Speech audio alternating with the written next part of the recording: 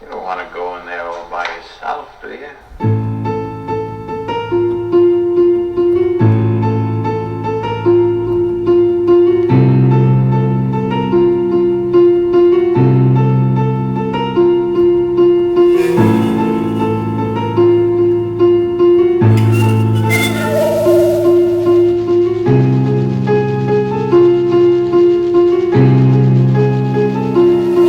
C.s.w presents Incarnation Red.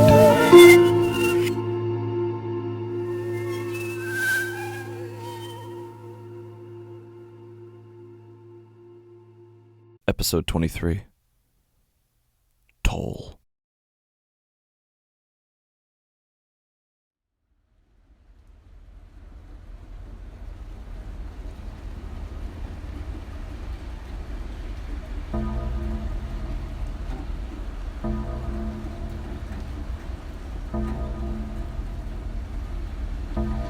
The bell tolls.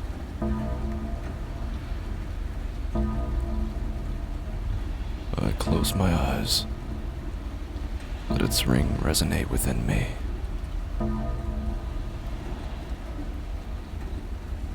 It's 9. And I know it's 9 because the bell tolled 9 times. One less, it would be 8. One more, it would be 10. That's the rule. I like rules. Rules keep things together and in place and in line. And I like that. I light a cigarette, step out onto the street, watch the sleet pour down. The street is busy. Lots of young people out to get an early start on the weekend night.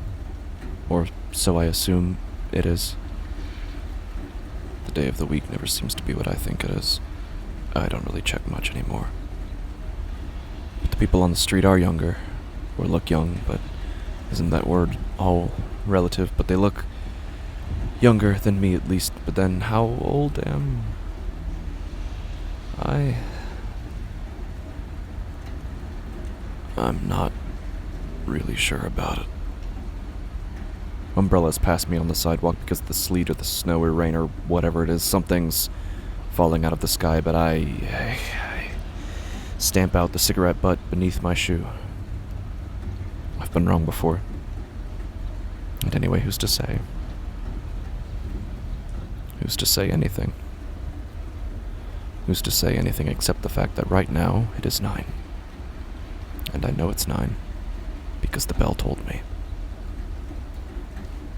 So I set to doing what I always do at 9. Walk down the street, or up, or however. I don't really read the street signs anymore. It's just as useless to me as a calendar. I just pick the road when it comes to me and choose a direction. I couldn't say which is north or south, east or west. Or I could say, but well, instead I just keep on, weave my way between thick crowds of people. And I wonder if they feel me. If they feel me brushing against them, squeezing between their thick coats all pressed against each other on the crowded street. But before I could even wonder that, I wonder if I feel them. And I wonder that with even more uncertainty. Irrelevant, I suppose. One way or another, I edge past them, headed toward nowhere in particular. I'm just walking, aimlessly, doing what I do at 9. And I know that it's 9. I know it because the bell told me so. And how blessed it is that the thought ends there. How solid, how final. The bell tolled 9 times. And that means it's 9 o'clock. And I rest.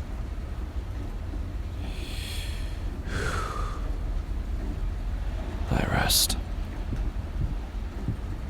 My 9 o'clock wandering leads me down several streets. Streets I may have been down before, once or twice or several hundreds of times, but either way I can't recognize them. My feet tire, and I duck into a small diner, flooded with fluorescence, almost every surface of steel, or iron, or another shiny metal. I order a small cup of coffee, black, and I assume that's what they give me, and I assume that's what it tastes like. I sit in a booth and sip it slowly. There's no other patrons in the diner, or at least no one that I can see. I watch the dark street from the window, and that's the half hour, meaning it's 9:30. Or so, well, yes, it is. It's 9:30, because last time the bell tolled 9 times. See, the half-hour bell is just one toll a little quieter, and so I have to remember the previous toll. I have to remember exactly what the previous number was and rely on that memory. But it was 9. I'm pretty sure. And anyway, it won't be long before the next hour's toll. Come to set the record straight if I did, in fact, get it wrong. Won't be long at all. In fact, it'll be 30 minutes exactly. Or roughly. A little less than that now, but you know. Right around there. And anyway, the less time until the next toll, the better, I guess. I finished the coffee quickly. Think I'd just rather get back to my walk sooner rather than later. I step out of the diner, walk back up the street I came, or so I assume it is. I pass a few blocks, then spot a pub on the corner and head for it, but then stop, just outside of it. There's a newsstand with today's paper in it. I don't really bother with reading the news anymore, but well, I've got some time to fill. 30 minutes, at most. I fumble out some cash, pay and take a copy, then head into the pub. I order a beer, closing the tab and heading to a booth somewhat off to the side, but still close to the window. I'm alone. Alone with the paper. I sit, unfold it. The headlines sprawl themselves out. A local team won a championship of some kind. Well, one, really? What a suspect word. After all, they won once, after winning a few other unrelated times, but who are those wins decided by? Just people. Fallible people. People who decided that because a ball went in the correct direction into the correct area of some arbitrary plot of land, that meant victory, and what does the ball have to do with it then? If it's all just somebody's decision, then I turn the page. Extinction. Some species of ferret or rodent of some kind, or mammal or animal or some other breathing thing that I assume is made of carbon, it's going extinct. Getting closer, well, relatively. How do you measure that? Extinction, that's not a danger, it's a fact. A fact for everyone, everything. Everything that can die will die, and that's a fact. No, death's not debatable, but life. That's what you can really ask yourself. If death is the most certain, isn't life the least? Isn't life the ultimate uncertainty, yawning always to swallow you in the open maw of that question, what is it, do you have it, doesn't even exist? I turn the page. Again. Politics. Deception on deception on deception. Senator said this, did that, congressman did that, said this, and people want the truth, but truth. Oh, truth, the favorite word of everyone who still believes in it. How could you want something that changes by the second, millisecond, nanosecond? How do you measure it? How do you measure truth? And how could you even say anything at all? How could you say anything for certain when...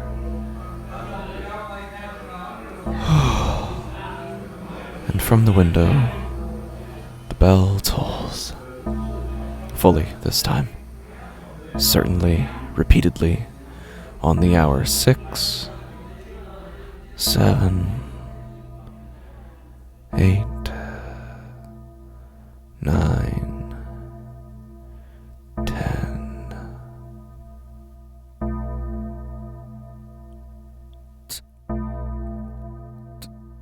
12?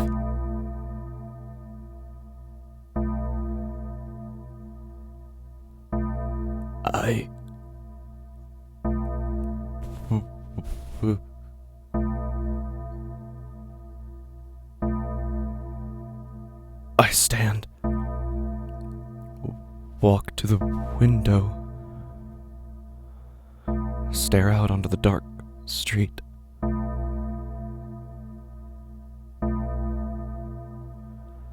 The bell doesn't stop. And the street is empty. I turn around in the pub. It's empty too. Booths that had people in them now completely vacant. And the bell isn't stopping. I blink. And the pub is full again. Loud. Voices raucous. Jovial. Uncaring. I make my way back to the bar. Get a bartender's attention. I ask her what time it is. She says it's 10. I ask her how many times did the bell toll? She shrugs. Says she wasn't counting. I stare at her face. So placid. So unknowing. So immune from needing to know. I turn and head for the door. Quickly. I stand on the street.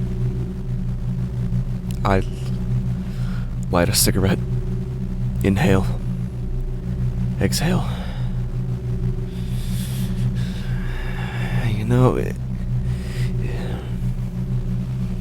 maybe the wind or something made the bell keep ringing, or something came loose and nothing could slow its momentum. Yeah, maybe. Or maybe not. Maybe that's not what happened. Could have been an error on the part of whoever is in charge of the bell. I don't know a thing about it. Yeah, maybe I slipped off, got distracted, daydreamed a bit. Just a daydream. So, well, my daydreams sure can get vivid. Maybe even more vivid than reality.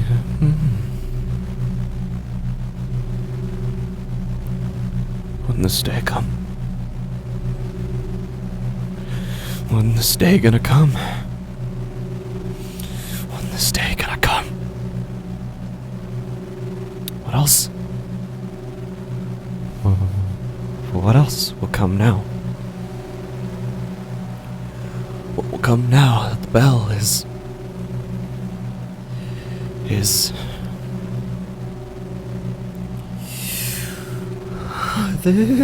hour could be a long hour. Just gotta keep my head up. Just gotta find a way to fill it, right? Just have to find a way to fill it.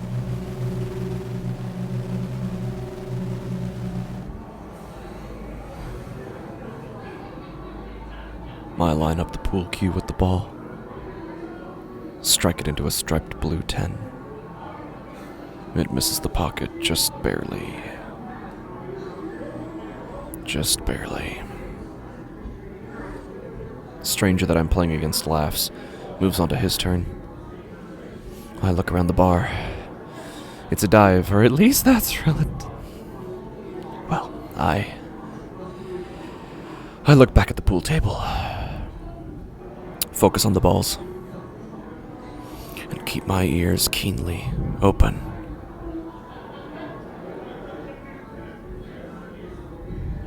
The stranger misses his shot. I go to strike at the 10 once more. It misses. Rebounds too sharply.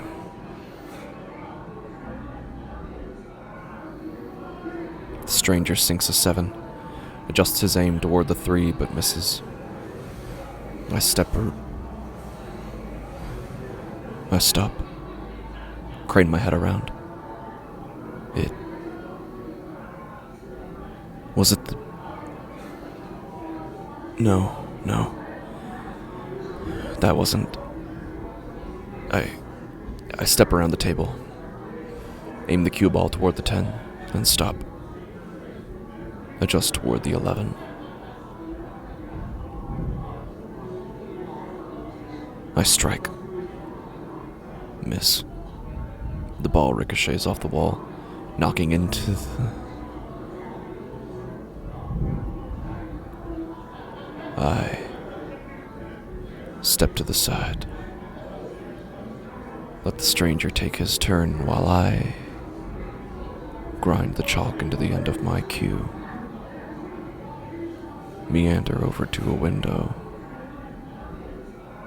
Turn my ear toward it.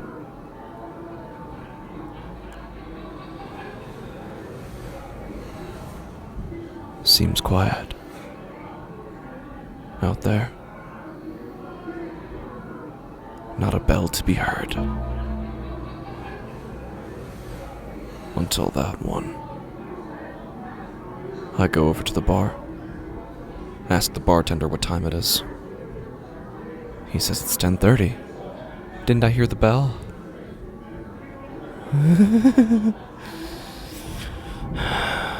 I turn away from him. How can you truly trust what someone says, or if you heard them right, or if they're even a real person at all? But I don't have much else to go on. So I'll have to assume that he's right. That it's 10:30. It's 10:30 because the single toll just rang, marking 30 minutes, roughly. A little less now, really, but 30 minutes since 10 because last time the bell tolled, it tolled a total of 10. Well, it told.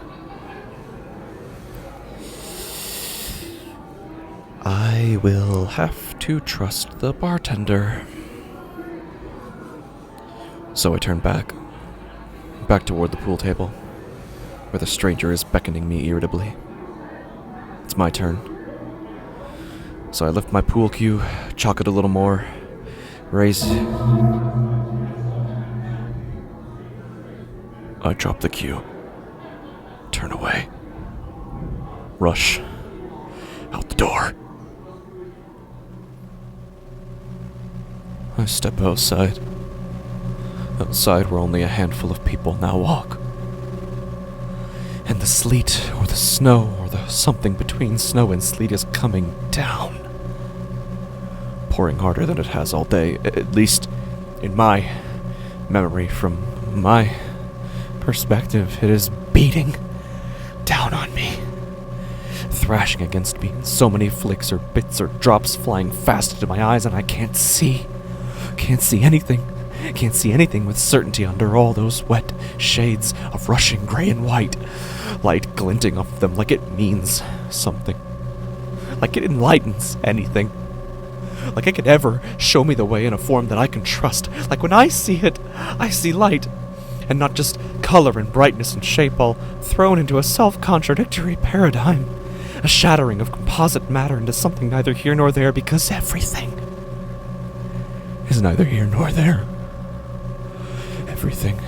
everyone, other people, my own self, and colors, nature, space, and time.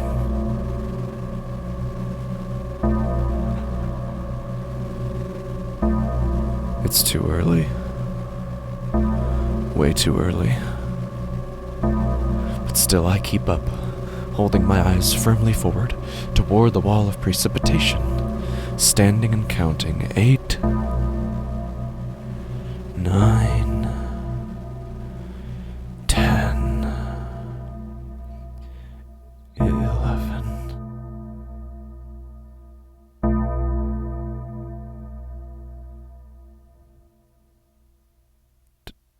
12.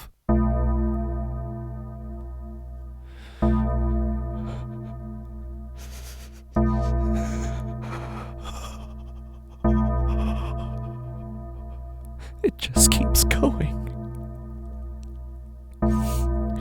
It just keeps going. Long past any hour it could possibly be declaring. I close my eyes. I cover my ears. And I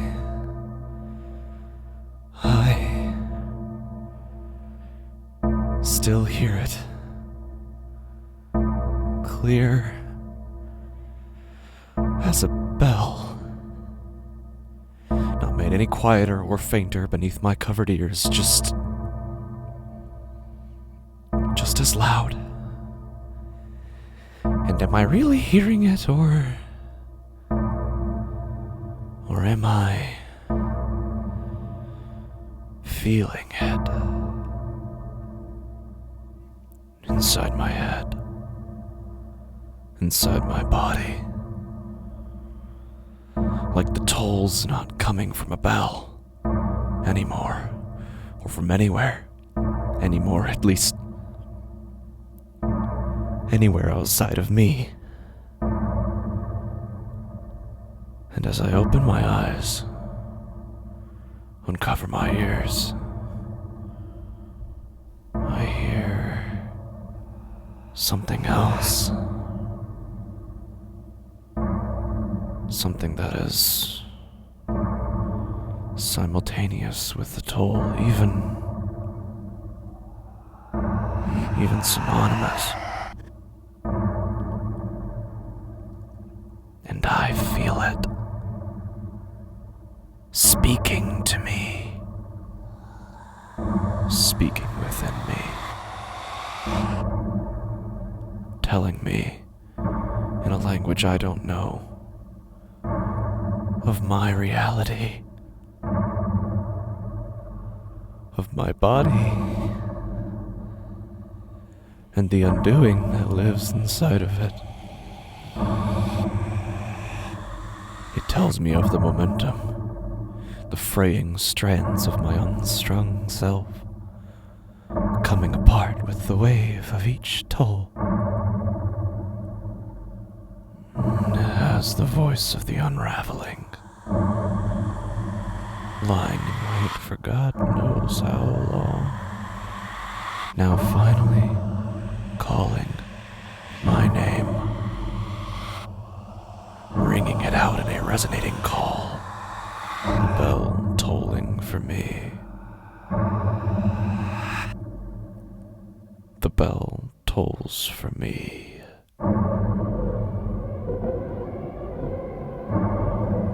I look around me, stare into the wall of sleet that surrounds me on all sides, search, but there is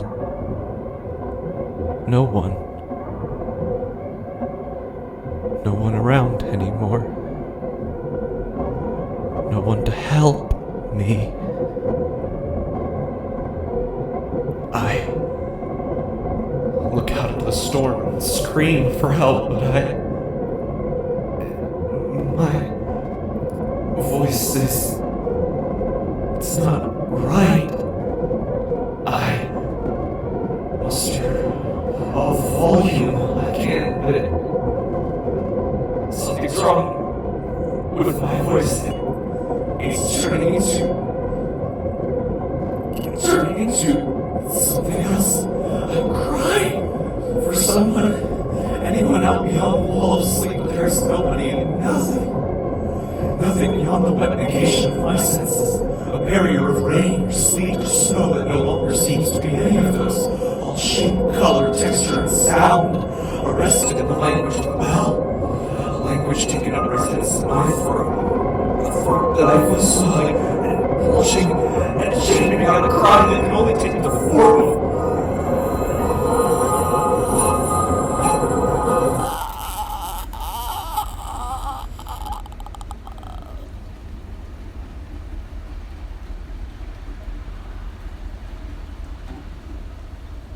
The ground is in my hands.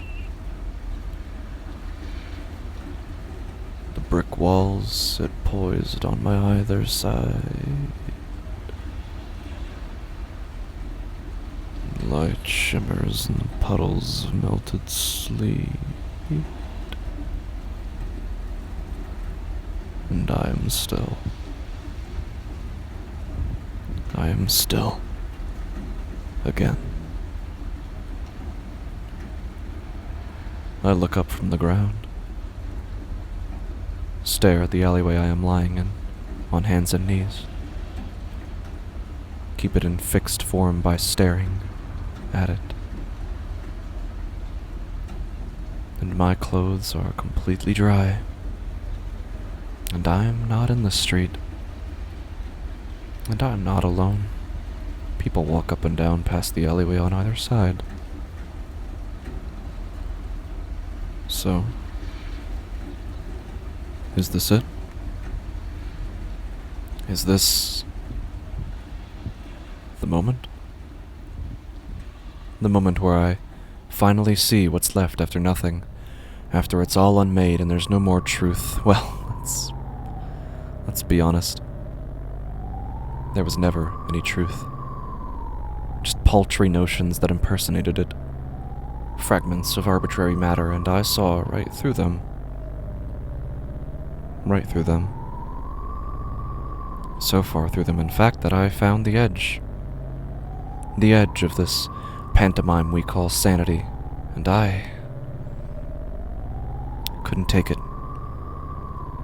Couldn't bear to look over the edge that I was already sliding fast towards, and so desperately I clawed and groped and grabbed for something to hold on to keep me from coming loose. And the only stable thing I could find was that bell. The comforting arms of measured time. Measured in vain, but measured nonetheless. And now I can't even rely on that, so is this it? Is this the moment? The moment where I go off the edge. I stand. Let the blood rush back into my limbs. Stretch my arms, my back. I step out of the alleyway. Although the street is populated once more, it's not as crowded. I look at a street lamp clock. It's 11:54. Or so the clock says. Why should I trust that it's right? But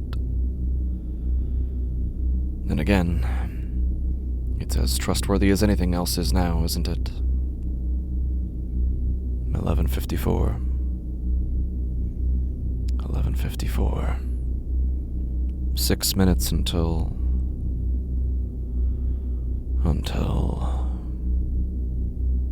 Well, less than 6 minutes now, I think to myself, as I step fully out of the alleyway and begin walking. Walking a direction I assume is east, and if I'm wrong, what impact would it have? My destination is about a 5-minute walk away if my estimate is correct, and if it isn't, well, what of it then? And as I walk, I see less and less people passing by, dropping off little by little until I walk the street all alone, with no sound or company around me. Well, assuming the clock was right, then it is getting late, I suppose. Or none of what's happening around me is real. And would it make a difference either way? because I was right. About at least one thing in my life, I was right. This is the moment. I'm going off the edge.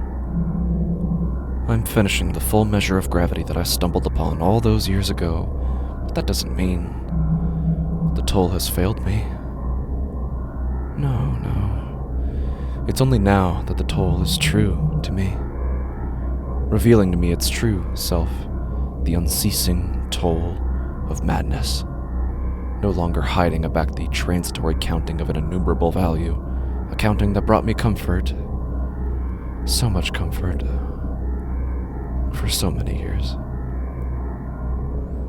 But now it teaches me more, shows me what true comfort is.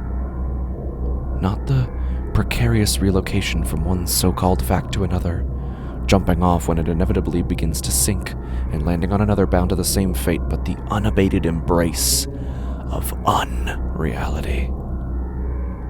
That is where the true toll resides.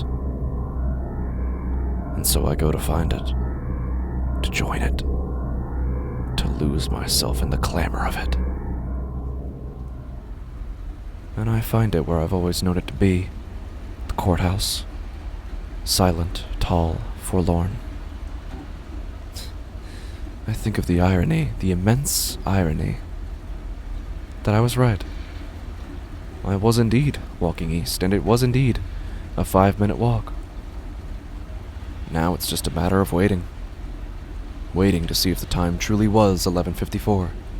And if it was, by my careless, baseless calculation, then the bell will start ringing right about now.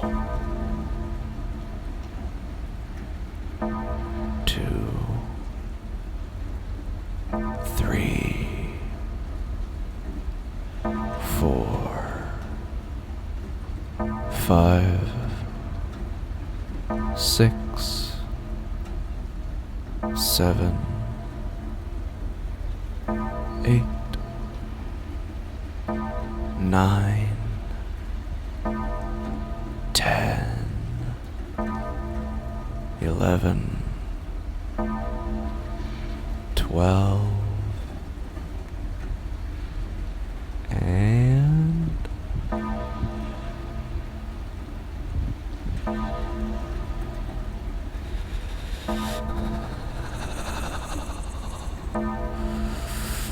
how maddening the sound is. How arresting. Drawing me in like a tide. Pulling me toward the edge. The irresistible edge, off of which clamors the toll forever and ever, ringing out the... what's the word? Truth? Truth. Truth. Truth!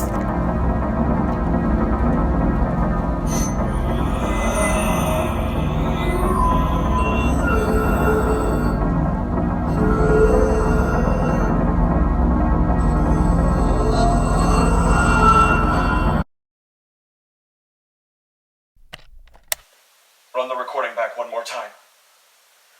Run the recording back one more time. What is that? Play it back. Rewind.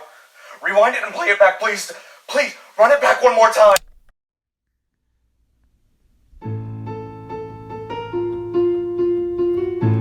Incarnation Red is created, written, narrated, and edited by c.s.w. The opening theme was written and performed by Annika Hansen. All music and sound effects used in this podcast are created in-house from scratch. For more information and updates, join our Facebook group Friends of Incarnation Red or follow our Facebook page, Incarnation Red, as always READ. For more information than that, you can follow me on Twitter at @CSW_horror or visit my website, cswhorror.com. For behind-the-scenes looks and other scary content, you can follow me on TikTok or you can follow me on Instagram at Incarnation Red. Thank you for listening.